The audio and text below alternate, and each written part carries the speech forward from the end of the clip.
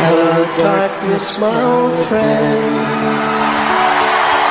How come you talk with you again? Because a vision softly creeping left its seeds while I was sleeping, and the vision that was planted in my brain still remains within the sound of silence. In restless dreams I walked alone, narrow streets of cobblestone, neath the halo of a street lamp. I turned my car to the cold and damp, when my eyes were stabbed by the flash of a neon light that split the night and touched the sound of silence.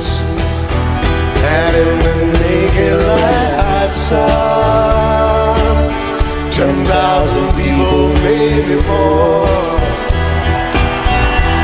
People talking without speaking, people hearing without listening, people writing songs that voices never share, and no one dared disturb the sound of silence. Fools that I did not know, silence like a cancer grows. Hear my words that I might teach you, take my arms that I might reach out to you. But my words, like silent raindrops, fell and echoed in the wells of silence. And the people bowed and prayed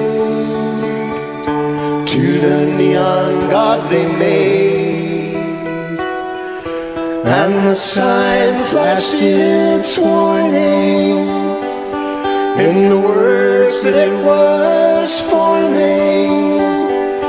And the sign said the words of the prophets are written on the subway walls and tenement halls, and whispered in the sound of silence.